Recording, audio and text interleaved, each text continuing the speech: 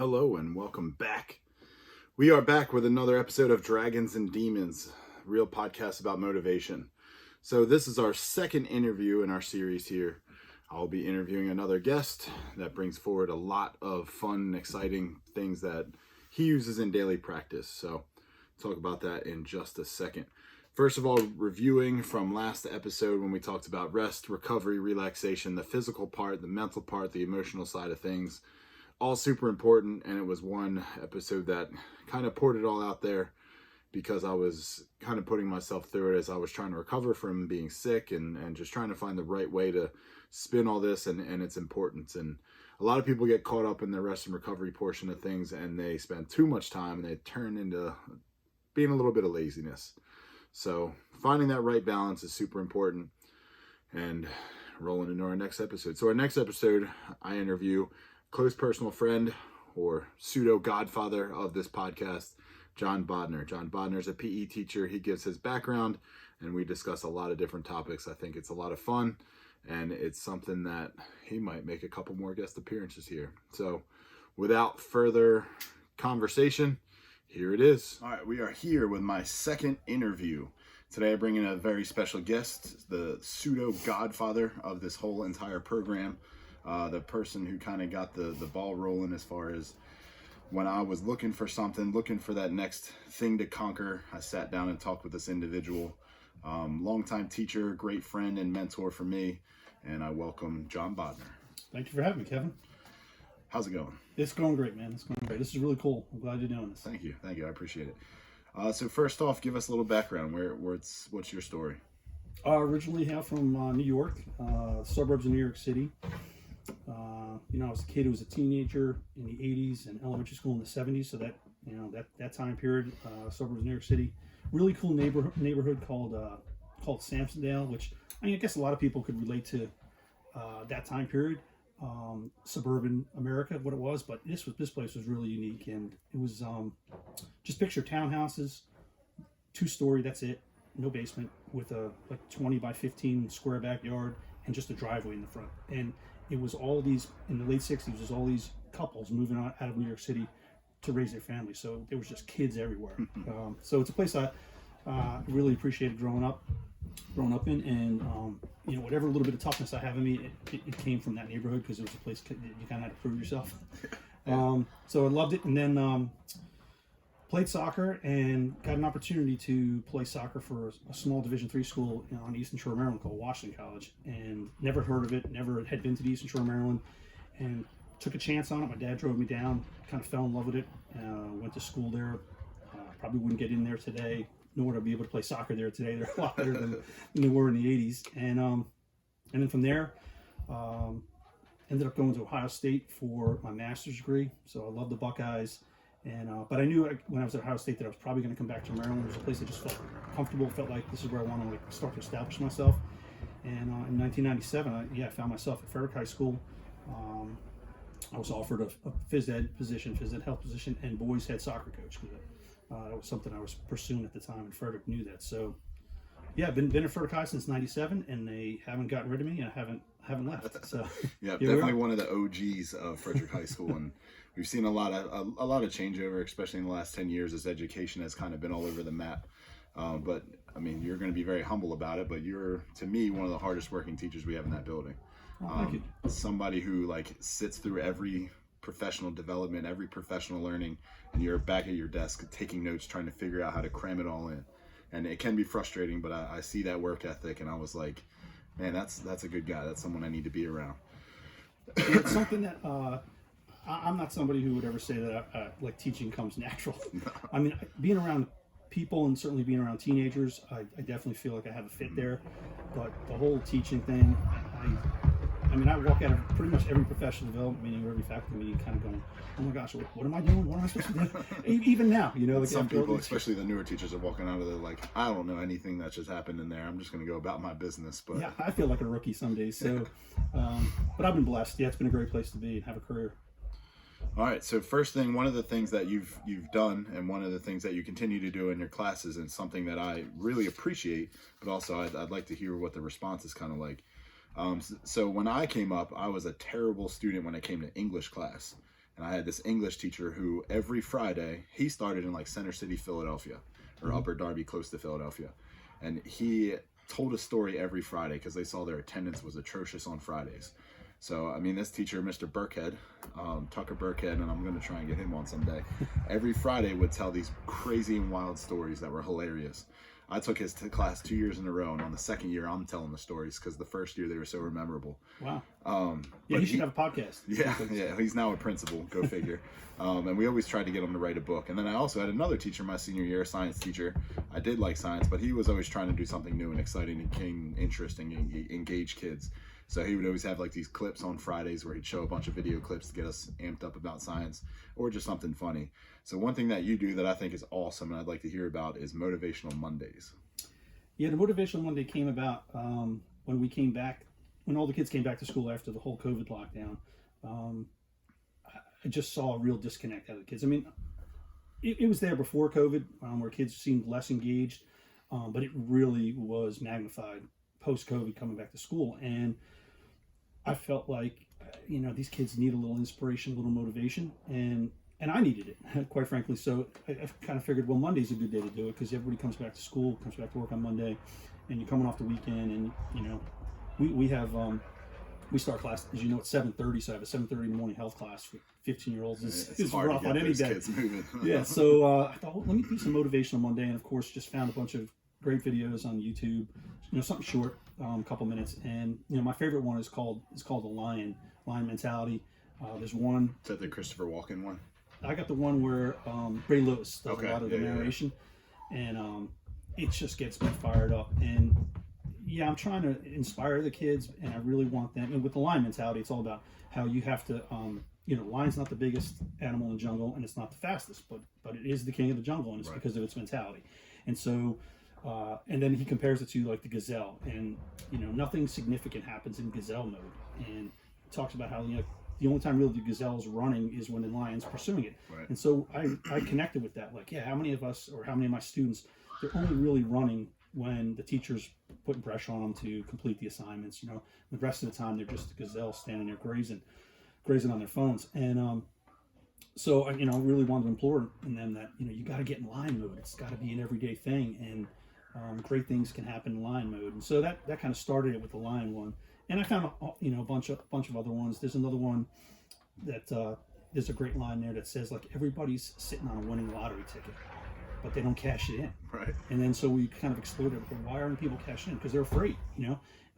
So it's all about finding your passions and pursuing them. Taking risks are hard, but sitting and doing nothing is comfortable and easy. Yeah, and we can easily fall into bad routines and bad habits, and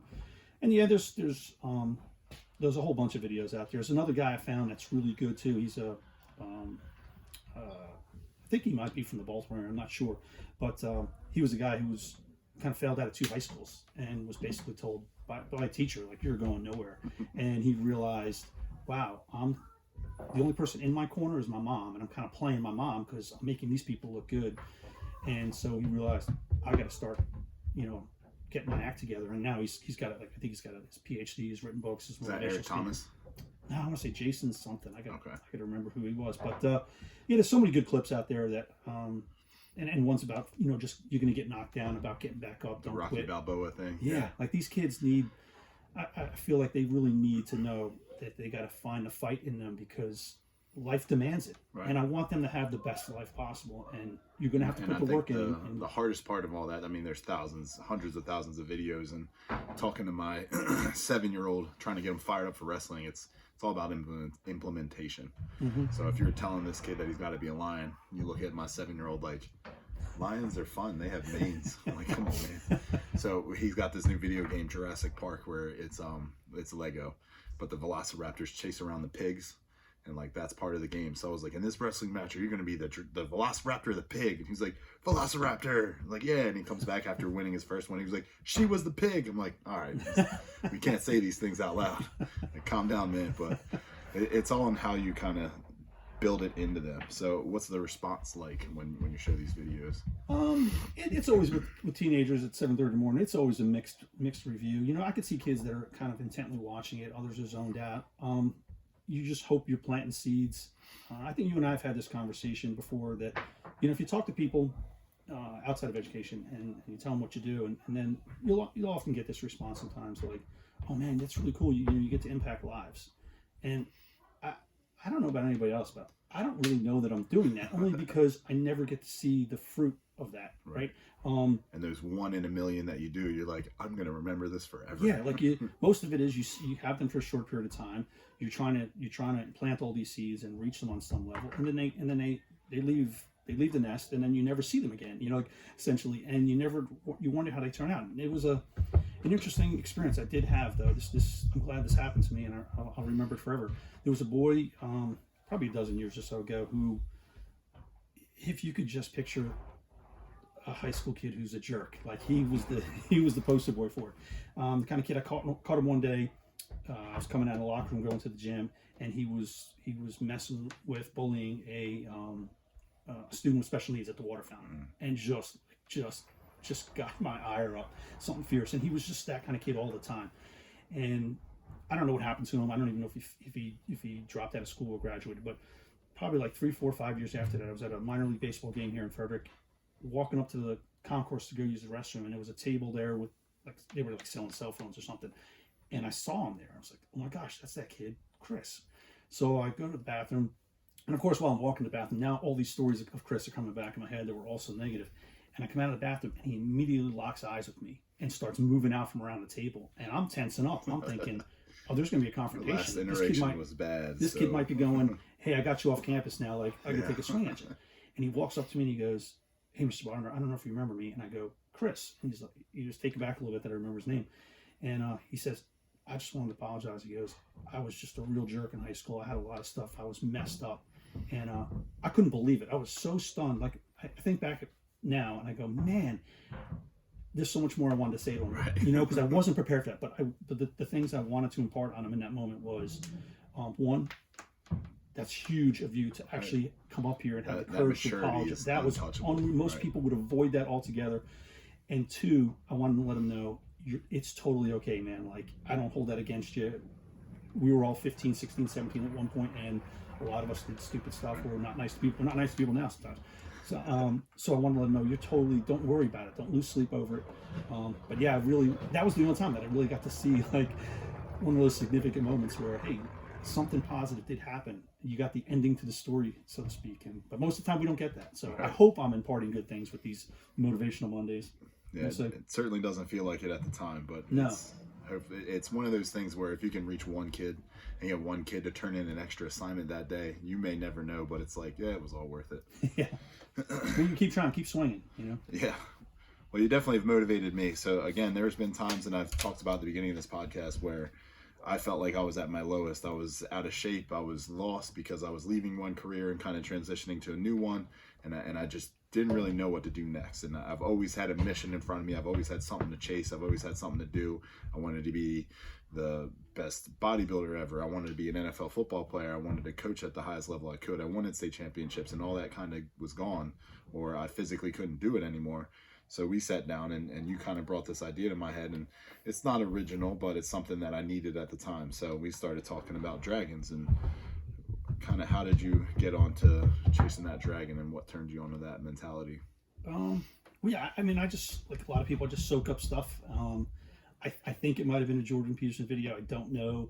But I remember hearing it, and it stuck with me that, as men, I mean, everybody needs to chase dragon, needs to slay the dragon, but he was specifically talking to them, and being a man, I related to it. And he was saying, you have to go out there and slay dragons. And he gives an example of, you might really want this job, but you're afraid in the job interview. And he says, well, you have to slay what is in front of you to get to what you want and need. And the dragon can really be, slaying the dragon can be like a metaphor for so many things. Right. And so it was something that's kind of been with me. And then you and I were talking as you were in the process of this transition. I mean, it wasn't something that happened overnight.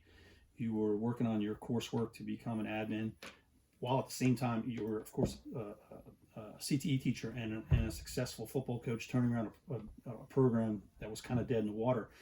And then it was really getting successful as the transition was about to take place. And I could sense the struggle in you. Put myself in your shoes thinking, wow, this is going to be really hard for Kevin. I mean, I had conversations with my wife about it, like, man, this is going to be hard for Kevin. And he's been a successful head football coach, and that's an easy dragon. You're slaying your opponents. You know, you're so measurable. The feedback is so fast, and it feels good. It's really satisfying to see the growth in your kids and your players as young men, as football players, as athletes, and then you're taking a program that got, you know, was really like got kicked when it was down, and now is throwing punches back, and now you're going to give all of that up. And he's going to go in the front office, essentially wear a tie and a shirt. Like, we never saw Kevin that way. We always saw him in like his shorts with like sawdust all over him from his wood shop, or his football coaching attire. And I'm like, man, this is going to be really tough for him. Is he going to be able to find the Dragons and find the purpose, you know, and the productivity that he's looking for? You know, because you got to have something. You got to have some red meat to sink your teeth into. And so, yeah, I was thinking about it. And then you came to me one day, and we started talking, and that's what that just came right out of my mouth about. You got to find something in this new position to slay dragons. And right. I mean, anybody who knows Kevin knows he's like one of the most driven people I've ever met. I mean, both, you know, professionally in the coaching realm, and then personally with all of your bench pressing accomplishments, and all the physical challenges you like to do with your body. And now you're young. You know, you got young boys, and you know, so you're just hitting it out of the park all over the place. But it's still not an easy transition to go to an administrative role from what you were used to. And you had to, you know, people may not know, you know, he was forced to give up the coaching. Like, you couldn't be an administrator and still coach football. So I've found a lot more school districts that is their policy. Like, not that I'm looking anywhere, but like I talk to other people and they're like, yeah, we're not allowed to do that here either. And I'm like other than going to a private school, I'm like, can't someone just turn a blind eye here? Like, come on. Yeah, especially when things were rolling so good. I mean, the year you made your transition was the year your team was undefeated, right? And it was a great time to be involved with Frederick football. And, you know, most people, it's a lot easier to walk away when, you know, the program's down. It's like, all right, my time's up here. This is easy to walk away. But this was like, I'm walking away when things are like, this is the juiciest it's ever been. This is awesome. And now I got to walk away. So that was hard. So, yeah, that's where that came from. And we had that conversation in my office. And, you know, I was like thinking, can Kevin find some dragons to slay in his new role and his new mission? And like I've said 1,000 times, I definitely have them in my personal life and some of the things I want to do there. I mean, as an admin, there's really, at this point, I don't even know what the dragons are, because there's so much learning happening. Like, every day I'm learning 50 new things, and like, I have some big goals and I have some ideas and plans, but they're all kind of small scale just because I don't really know what I'm working with here.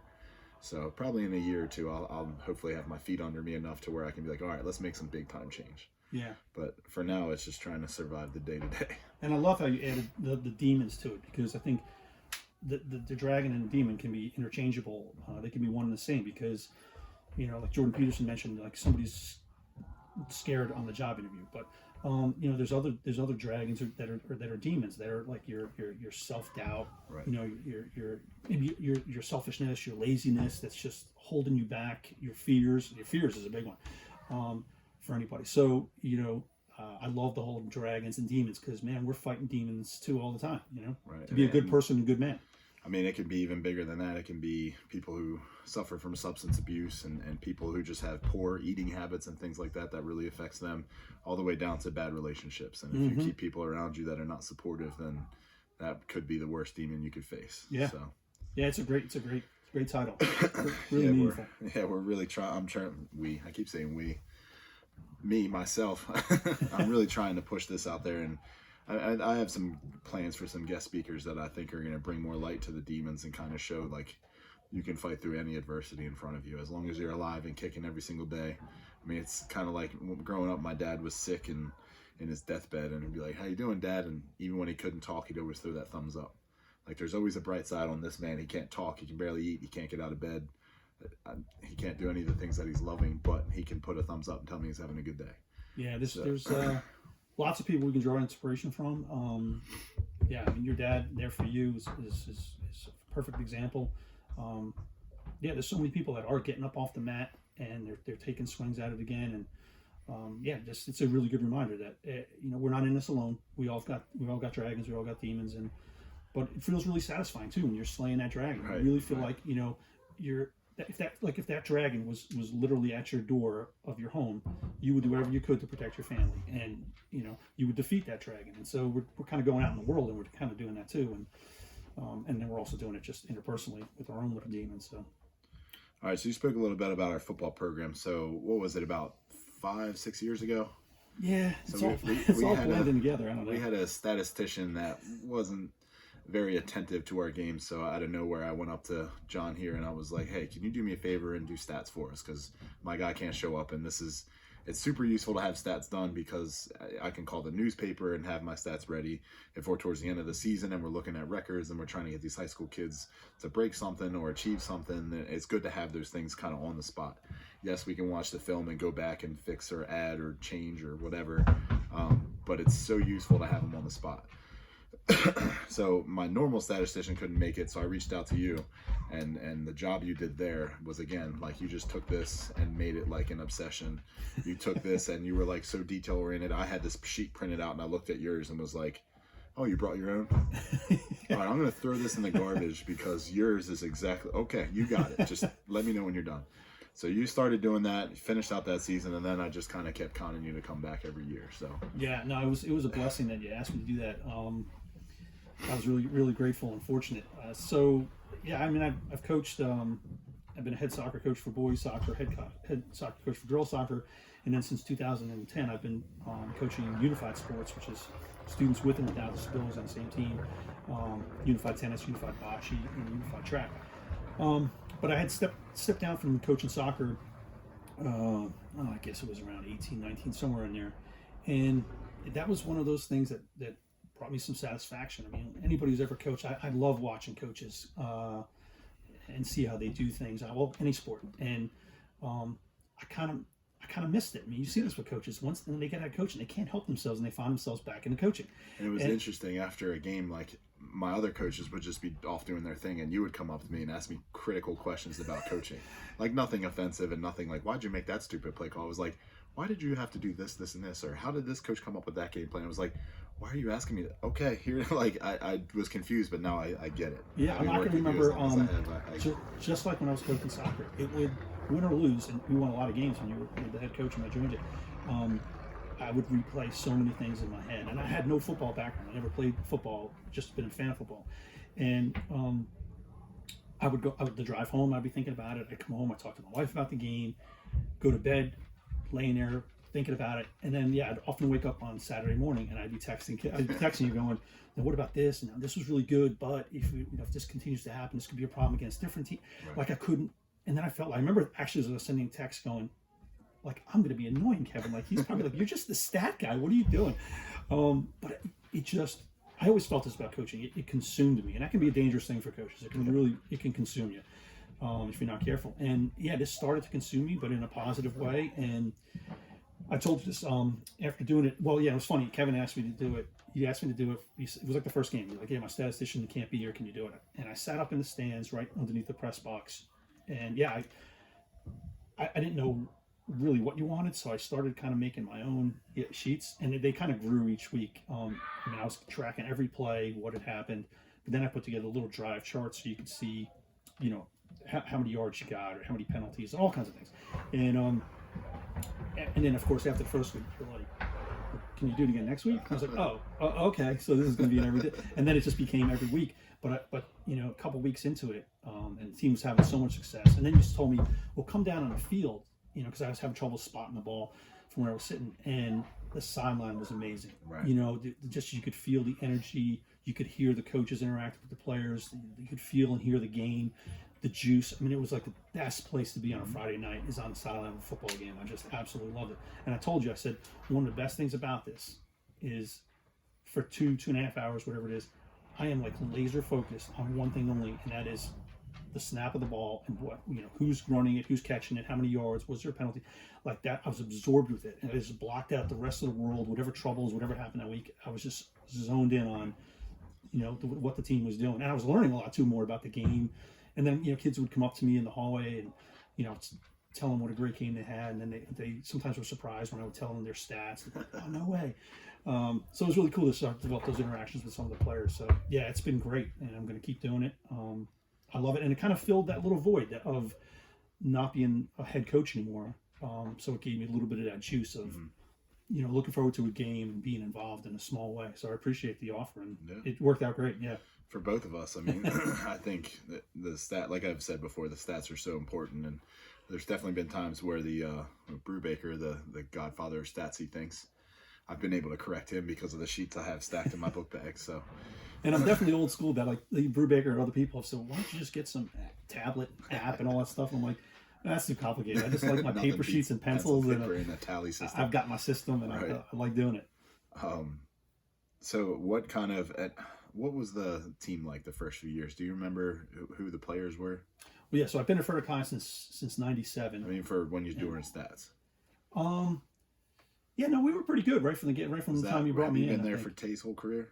Yeah, I think so. Yeah. And then before that, a little, like before COVID, were you with us? No, not before COVID. Okay. Yeah. So I mean, in that 4 years since COVID, pretty much, what did the growth of our football program seem like? Man, it's been amazing. I mean, you came in and like I said, from '97 to the time I've been there, it's had a sprinkling of a few really good years, but most of it's been,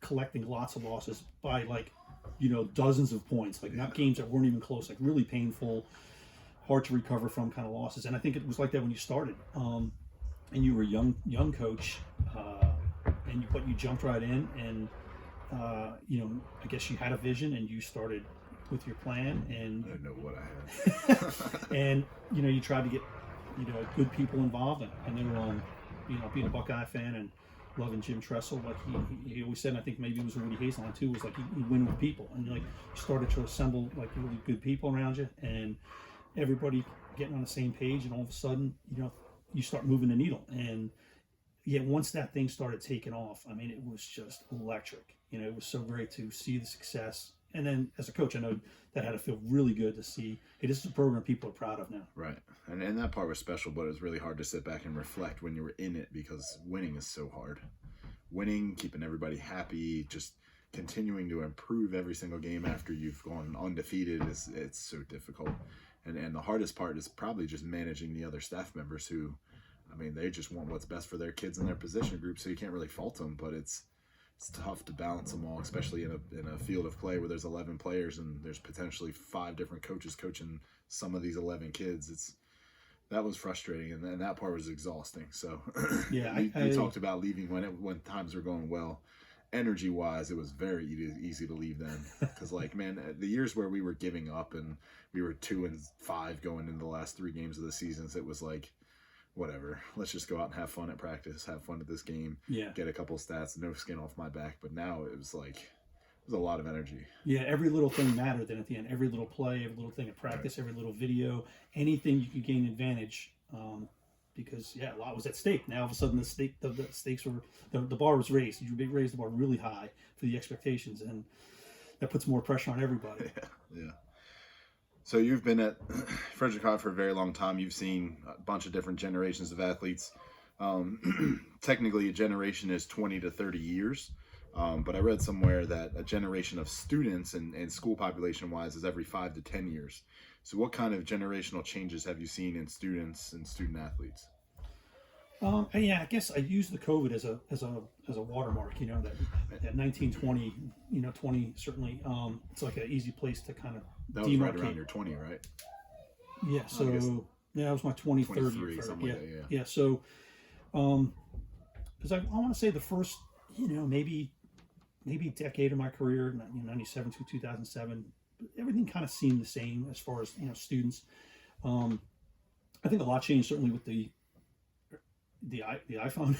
Yeah. I have a stat in my health class with my kids that I found somewhere, sadly, about depression, how depression in teens, of course, was exacerbated post-COVID, but that it was steadily increasing since 2007, 2008. And I throw that out to my kids, and I'm like, look, there's nothing else to back that up. It just gives you that stat. What happened in 2007, 2008? And my kids reached a conclusion. They're like, is that about the time everybody had an iPhone? I'm like, right. Yeah, bingo, I want to go with that too. So I think that started to change kids in the classroom. And then since we've come back from COVID, just the level of disengagement, apathy, I really feel for these kids. I had a student just about maybe 2 years ago said something really profound. It was like one of the first days of health class. He said, "Hey, Mr. Bodnar, I think it was easier to grow up in your generation than it was in my generation." And I was like, 100%. And I thought, well, I lived through my generation. Maybe physically more demanding. That while walking uphill both ways in the snow when it's 10 degrees out in the shorts, that must have been tough. So, but I had the perspective of, well, yeah, I lived through my generation. Now I teach your generation. So I could, have a pretty good sense of comparing to him, thinking, well, this kid, how does he know my generation? He must really had some really good conversations with his parents or grandparents or something. So really perceptive comment. And I wouldn't trade growing up, now and switching it for when I grew up. Like, I'm so glad I grew up when I did. It's just hard. It's just a different beast. I remember you said it. You were in the building as we were starting to transition, and you said, teachers need to understand these kids are broken. I remember those words coming out of your mouth. They still are. Right? But that really stuck with me, that, these kids need a lot of help, and they don't even know it. I mean, they don't even know kind of maybe how disengaged they are or the struggles they might be having. I think they're overwhelmed, and I know we get on them that, like, this generation is soft, or this generation is lazy, and those things should be certainly true. But I think I feel bad. I think we, as the older generations, if we did something wrong here, we got to kind of help fix these kids so they can be really productive, satisfied, happy, adults and citizens. So we need them. Right. A lot of work to be done. Yeah, for sure. I do believe that these kids are broken. They've missed out on experiences. I mean, we see a lot of kind of roughhousing sort of play from kids in the school now that, like, you would be like, that's 7th grade behavior. But then you think back and you're like, 3 or 4 of these grades didn't have 7th grade. So they didn't really have a chance to kind of get that out of their system in middle school. So now they're in high school acting like middle schoolers and missing 2 or 2.5 or 3 years of their regular school days is kind of like, well, that's kind of putting it all in the same direction. And then we're also trying to catch them up on that, catch them up on this new world of social media that's way bigger than it's ever been, catch them up on the academic side as well. Like, there's so much catching up going on. So these kids, it's going to be a struggle for them for a long time. I just had a conversation just like last week about exactly what you said. I was sharing with some colleagues, some guys in my department, about some of the struggles in my 9th grade health class, and said, I feel like I'm teaching middle schoolers. And the one teacher had a middle school experience and background, and he said, this reminds me of middle school, and more so than ever. So you're seeing those middle school behaviors, and it's, middle school is the hardest age. I could be a high school teacher. I could even go back and be an elementary school teacher, but middle school teachers, they're like saints, man. I remember my wife and I, we had at one point stepkids. We had a 6th, 7th, and 8th grader in the house, and they're all like screaming, crying, and my wife looked at me and goes, I don't know how middle school teachers do it. I said, what do you mean? She goes, I don't even like our kids. I'm like, I don't like our kids either. Like, how do middle school teachers care so much about other people's kids? It's a tough group, and and so I think we're seeing that even in high school, that lack of maturity, and they're entitled. There's a lot of entitlement. I think you'll see that more in athletics. I think I often feel like this is when I stepped away from soccer. I felt like kids are somewhat delusional. I felt like, because it was, maybe things were a little less sheltered when we were kids growing up, that when it came to sports, like, people had no trouble, adults, coaches had no trouble telling you where you stood. Right. And now it's like, you can't even look at a kid the wrong way without them maybe breaking down, or now you're going to hear from their parents. It's like, so it's a lot of, you got to be really careful what you say and how you conduct yourselves. And we also have this Twitter generation where every showcase, every braggy highlight is on social media and on Twitter. Yeah. So these kids only see the kid who gets 15 offers and gets to pick one. That's all they see. They don't see the kid who grinded to get one, because that's not cool and popular. Mm-hmm. We've had summer camps where the kid's like, how many offers do you have? Like, this is the best running back in the state. He doesn't have any offers yet. Yeah. But it's really hard to get offers. And the kid's like, you stink. Like, yeah, you're never going to be this. Yeah. You better hope and pray that you get an opportunity to get any sort of offer, or college wanting you to reach out. Like, offers aren't what they are on Twitter. Not everybody gets a dozen of them. Yeah, so there's definitely like this little, that's what I call delusionment. Like, they really don't know, and they have this, like, self-inflated importance. And I don't know if that's come from, the everybody gets a trophy thing, or from parents just continually to, like, we want to boost our kids' self-esteem. Mm-hmm. But, they're in for some rough lessons, and, sports is supposed to teach that. I mean, I look back on my own experiences in sports and athletics, and it was tough at times, but it taught me some really good lessons and made me maybe work harder. Like Right. if you really want something, it's not going to be easy, and I think nothing's handed to you. one of my favorite lessons that I've ever learned in playing, my mom, who's upstairs right now, I don't know if she realized what she had did to me when she said this comment, but I was a junior starting on my varsity football team. And there was a package where we would go spread in our offense, and I was a chubby, fat, slow kid, so they would take me out. And coach yelled at me one time, "You're the biggest, strongest little girl ever. Get off the field." Ooh. And they put in like this real tall, skinny basketball kid, and he was the guy. And like never played before, but he was a senior. He was way more athletic than me, and he deserved it.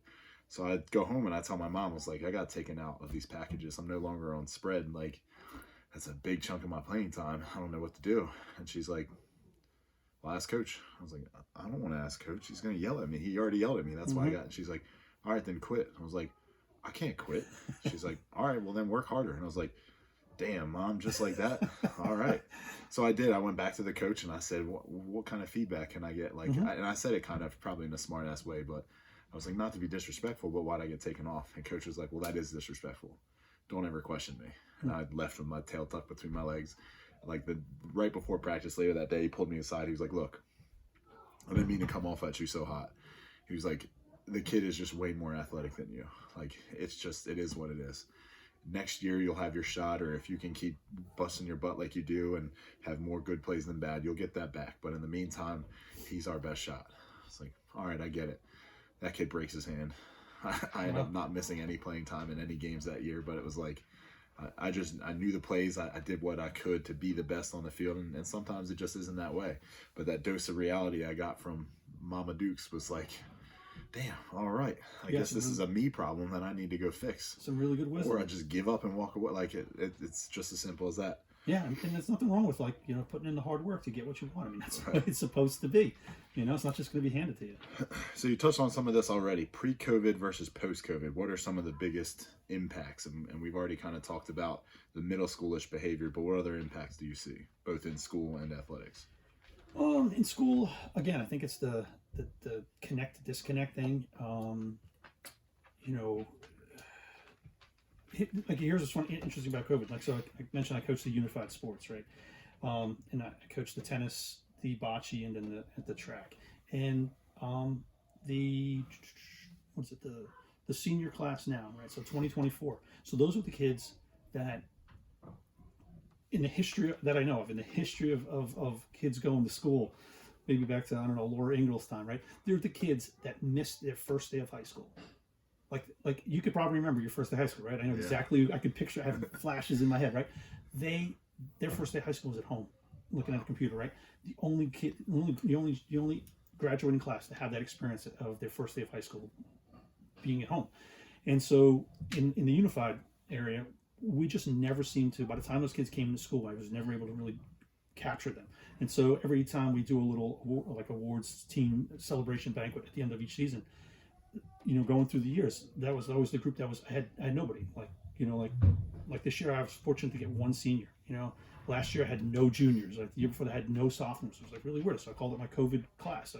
So it had its impact in like this. So think about it. If you didn't have your first start of high school traditionally the way we've all had it, and then you've come back at some point later that year or the next year, depending on your school district, I guess, like you missed out on that, that opportunity to capture kids or to get that high school experience. And so we kind of lost kids there. And it's hard to get them back. And then we've come back a long way, I think. But I think that there's definitely been it's definitely had a negative impact of reaching kids and then having them jump right in and start to experience it. They've had to really be pulled along to get back into, this is what we do at high school. This is how we do, our homecoming week and all that stuff. So, and then in the classroom, now, man, of course, policies is, you got to lock every door. And so I feel like we're isolated a lot of times. We don't really kind of get together, although we do a great job with our having our assemblies. I'm really plugging my kids, like my ninth graders, to get involved. And I always ask at the beginning, I teach a different class each quarter, each term. So I get them 4 times a year, and I'll always catch up with kids like, all right, who played a fall sport? Who's on a winter sport? Who's going to try out for a spring sport? Who's in the band? Who's in a drama production? Who's in a club? And then it's like so few hands, and then we, of course, at our school, we have the Lynx experience. Like, who's been on a Lynx experience? 2 or 3 kids. I'm like, wow, these kids are doing nothing. I'm like, guys, you have so much available to you, and most of it's free or very inexpensive. Like, take advantage of it. You know, your 4 years of high school, if you live to 80, is what, 5% of your life? Like, you don't get this experience again. Like, do everything possible. Get the most out of your teachers. And, you know, even if you just go attend a basketball game. Like I always give our kids, okay, tonight the boys or girls basketball game's home. Go to the game if you have nothing to do. So, you know, I think they need to be, while we're having all these events, they need to be really, you know, I don't want to say dragged, but they really need you to keep feeding this to them, that get involved, because they're so afraid to get involved. I don't know what the barriers are, but they've lost it. And I remember thinking, from the athletic standpoint, I remember thinking this as we were going through the whole COVID thing. I was like, wow, I wonder when we come out on the other side what this is going to look like for athletics. Because for programs at schools where maybe they're always barely hanging on anyways, like pre-COVID, like they could barely field a JV because maybe it's a small school or the program's just not that popular, that I figure those programs might not ever come back. Because in all programs, but particularly in those programs in high school, you're going to have a handful or a certain percentage of kids that are really just doing it because they want to hang out with their friends. Like they're not like a full-time football player. They're not playing soccer year-round in a club team. They just kind of do it because they want to do something. Their parents want to do something in high school, or their friends are on the team. Well, those kids, after you took that away for a whole year, they're not going to probably come back. Right? They probably got into other things. Now they got a part-time job. Now they're taking up an instrument, which is all great. But you know, those programs are going to suffer to get those kids back. So I'd be interested to see nationally how that's shaken out. There was a stat, and I think I saw it on Twitter back when I used to be on there. There was like a listing of the number of kids, and I think it was like California. It was a specific state. The number of kids that didn't play football because of the COVID pandemic. How many of those kids are now fathers? How many of them have joined gangs? How many of them got arrested? How many of them got murdered? And like all these stats, which I have no idea how they can track those. Yeah. But like it was an appalling, terrifying number. I think the biggest part of our success and kind of our uptick in football. So during that COVID season, we had a stacked roster. We thought we were the best. My coaching staff that I had at the end was fully intact pretty much then. And I was like, this is it. This is going to be the year. And we didn't have a fall season that year. What would have killed us and started us all the way back to ground zero and put me back at a 1-9, 2-8 type of team was we had a spring season following that.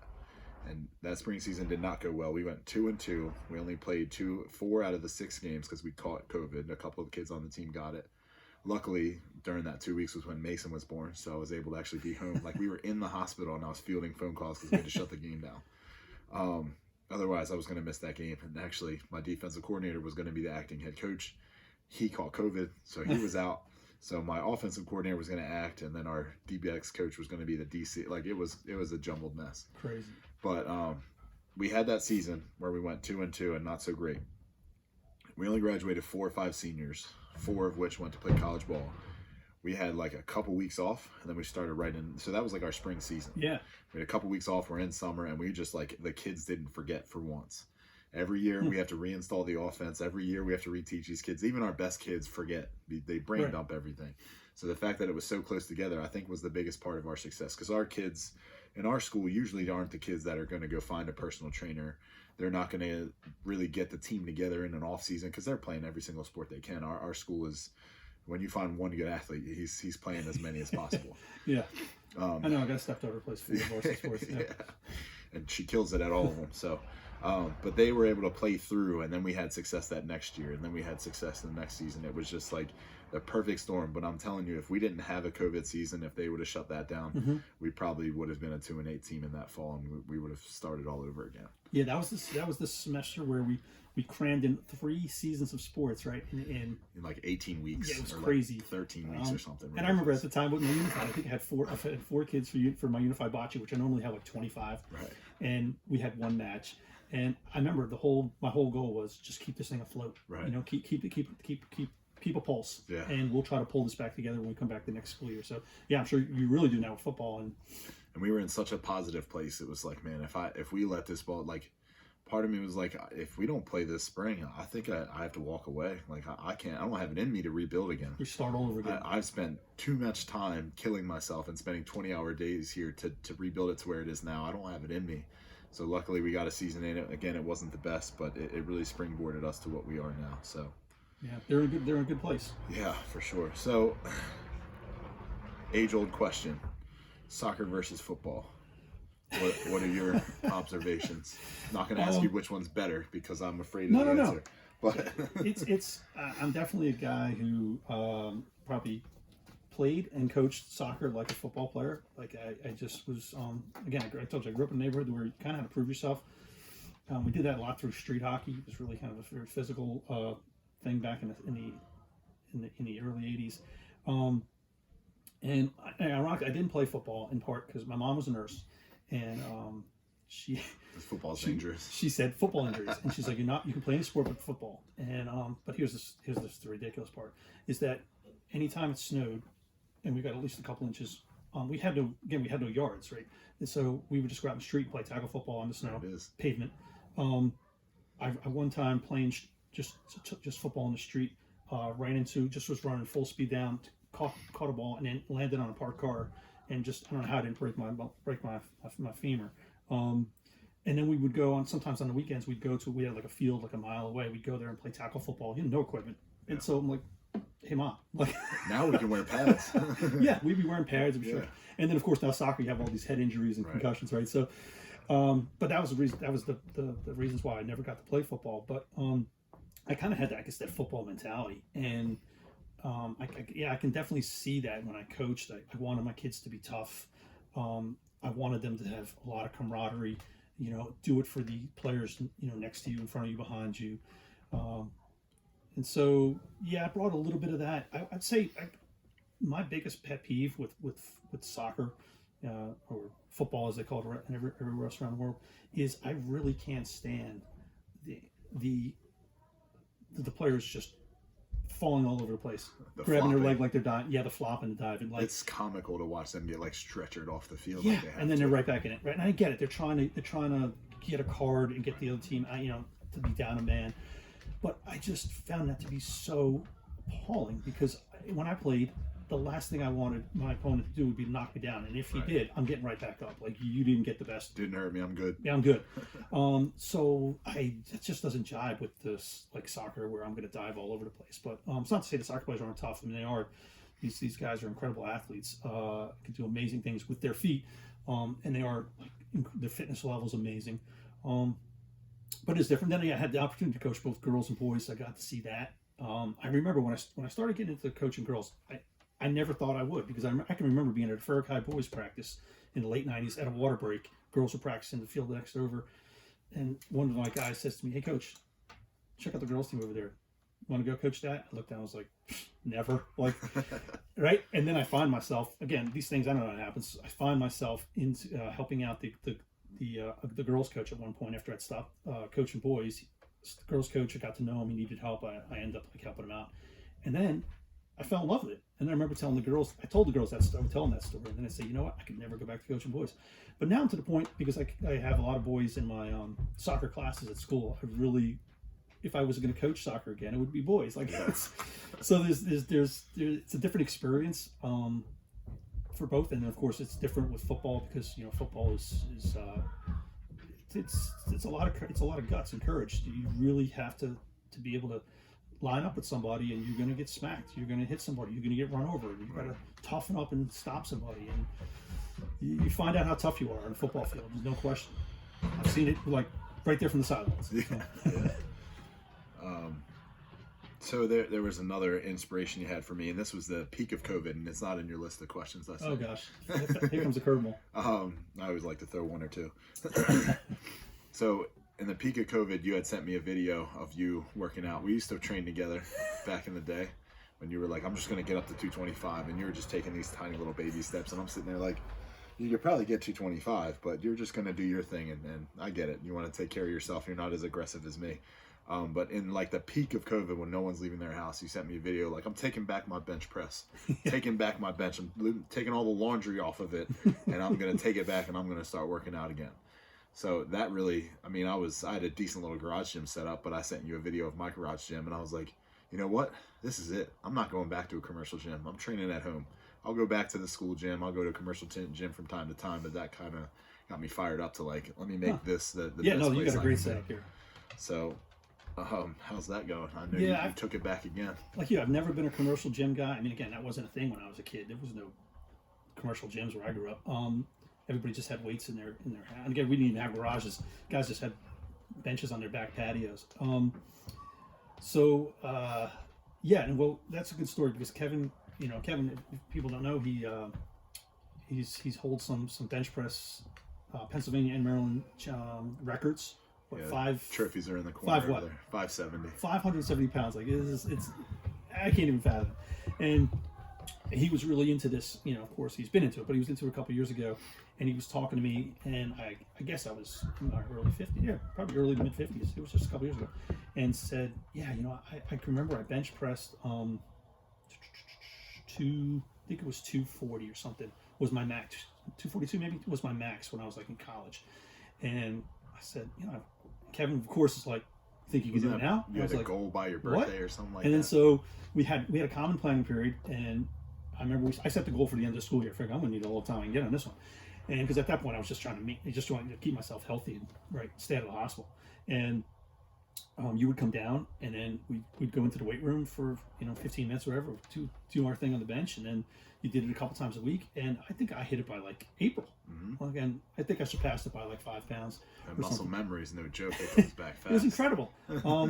So yeah, really, really cool. I needed that inspiration and that push, and Kevin got me to believe that I didn't think this was possible at my age. Like, again, I'm not going to come close to 5'7". You can 5'80". You can rip on me all you want about my 240. But I felt like pretty psyched up that at my age I was able to bench press that. And having those goals is so important. It's something I kick myself because life gets busy for all of us, and but it's so important to have goals, and certainly with your fitness. Because I used to, when I taught fitness, I used to take the calendar when I had the kids in the fall. I would take the calendar from the FCPS calendar. I printed off the one from Thanksgiving to winter break, and it was roughly like 3 weeks. And I said to the kids, all right, we're all going to pick a goal, and I'm going to give you 5 minutes at the beginning of the period to work, and you go on. It could be push-ups, sit-ups, something we can do right here in school, in class. And I said, I'm picking one too. And my goal was, the first year I did it, was by the time we walk out of here for winter break, I'm going to do a cumulative 1,000 push-ups. And I did it. Now I was doing it at home too, like on a week. And then if I missed a couple days, I was like pumping them out. And then next year rolled around, I did it with my kids, and I was like, I'm going to go for 1,500. And I did it. And then next year, 2,000. And I did it. Now, I haven't taught fitness since then. I'm taking over a lot of health classes. But, I wouldn't have done it without the goal. And that's, I would try to remind the kids, too, even if I didn't get to the 2,000, even if I did 1,800, well, that's still 1,800 more than I probably would have done without the goal. Right. Like, I'm not doing it now. So we need that. We need that motivation. We need people to push us. So, yeah, you coming down there telling me I could do this, got me to, kind of lit a fire a little bit. Then I went home and cleaned out my garage, but it didn't last long. But now, just literally a couple weeks ago, my wife and I are trying to clean out our basement area. We made it like an area for our office this past summer, and then our goal was we're going to have a workout area for ourselves, because we spend so much time doing stuff for other people, we kind of neglect ourselves. And so we're like, all right. So I got the bench. Actually, I just repped out a couple before I came here, just light stuff. Nice. Up before the video part. It's sitting there, Yeah, for the video part. And as I start to look at retirement, maybe in the not too distant future, I know I'm going to probably have some goals for myself, because you're really inspirational about all your physical goals of whether it was the bench press. Now it's like cutting all this weight, losing all this weight, doing these fast things. Yeah. Like, you're doing some stuff that I could never do that, but I got to figure out for myself what are some goals I'm going to have set for myself coming up. I've really found recently is I really like to see how far I can push the discipline in myself. So like right now, what's today? 25th. It's been 56 days, probably 96 days minus 10 days over break where I've eaten perfect. Wow. Perfect, dialed into a perfect diet. Jeez. Boring, monotonous, ridiculous, but I mean, I've seen the results. Like every time I look in the mirror and there's something new there, something disappeared there, I'm like, all right, I'm good. Let's keep going. Someone's like, hey, you want a beer? Nope, I'm good. I feel much better than I will after that one beer. So I like to see that. It's great when you get really good habits, healthy habits. Right. If you can get that rolling for yourself, it starts to gain momentum, and now you're like, oh man, I've gone this long without a beer. I can go another weekend. I was at the doctor's the other day, and they were like, do you drink? It's like, normally I kind of lie and say not much, but like, no, I don't drink. I haven't had a drink since Christmas. Like, wow, I never thought of that before. I feel pretty good. So So we're about done, but do you have any questions or curveballs you want to throw my way? Yeah, well, I mean, I appreciate the compliment you give me or whatever about, hey, I gave you the dragons idea, but you obviously had an idea to do this podcast thing. Where did that come from, and was that part of that transition for you? Just So really during the COVID, you were looking to fill your time, and Netflix was only so much for me. So I started digging into podcasts, and there's some amazing ones out there. I mean, not really on target with kind of what I'm listening to, but the Pat McAfee one's incredible. Just hearing him meet up with a bunch of friends and talk a bunch of smack about sports is entertaining, hilarious, and at times inspiring. Mark Bell, he's a powerlifter, professional powerlifter and inventor. He's got all these crazy different things that he does. He had an incredible podcast that I listened to for a long time, and I remember like sending him messages and doing dumb stuff like, hey, have a random guest on. You want to have like just a regular Joe on there, or how do I get started? And never really like, I mean, they have millions of listeners, so it was like I never really got any of that feedback. And then I just listened to a bunch of them, so I was like, you know what? After, I mean, all through coaching, everyone's, man, just write down this story and write a book later. Like everyone has that. So I remember my third or fourth year, I wrote chapters. Like I put chapters on a piece of paper. Like if I wrote a book, this is what my chapters are. And like started filling it in. And I got like a week into writing this book and was like, this is stupid. Like no one's going to read this. And even like I printed a copy, gave it to my wife for her to proofread, and was like, this is dumb. So then like I start looking into other things and kind of somehow just, how am I going to give back after coaching is over? How am I going to continue to give back? How am I going to continue to grow myself? And I've always liked to keep myself accountable through social media. So like I'll put a challenge out there and be like, by this time I'm going to do this, or by this time I'm going to lose this much weight, or I'm going to be a perfect in a diet for 30, 40 days. So like, you know what? Why don't I just start sharing it on a podcast? Yeah. I'm not going to write a book. I think there's probably AI apps that could probably turn all of my podcasts into books, but I'm not going to write a book. Why don't I just talk? Like just pour it out. And I've always kind of been an oversharer when it came to football kids and the kids in front of me. And I know a lot of my listeners are basically, the biggest groupings I have are high school kids and high school coaches. And I want to grow obviously way beyond that, but if that's where I'm going to stick for a while, if that's my prime audience, then by all means I'll share whatever I can. Yeah, we mentioned it was probably about a month or so ago where a student in my class started talking to me about, hey, Coach Bodnar, you heard about Coach Berry's podcast? And right. So we started talking about that, and so I knew he was at least talking to you about it or possibly listening. So that's great. Yeah, any way possible to reach anybody, but reach students. But yeah. Right, and there's kids that poke fun at it. There's kids that like mention it. Kids that, hey, I'm listening. I like it. I'm like, all right, cool. It's whatever. Even if you're a hater, you're still a listener. So I'll take it, whatever by any means. So. And everybody's got a good story to tell. Oh yeah, for sure. People's lives are so colorful. Things they've overcome, or successes they've had, or challenges they've had, and it helps to hear other people's stories, because then you everybody can find something to relate to, and again we're in a day and age where you can't go to the coffee shop and just have a conversation with a person like we used to, because everyone's blocked up in their phone or their computer. Yeah. So let's just find a different way to share. Yeah, it's a good idea. Plug it in and listen up to us. Cool. Well, so hope it's a success. Yeah, I appreciate it. So thanks for coming on. Thanks for having me. Making the trip. Anything else you want to plug? Midnight Run Brewing. I got my Midnight Run for Mr. Cobble there, who works at our school. Yeah, he gave me this hat this summer. Anybody in the Frederick area looking for some delicious adult beverages, that's the place to be.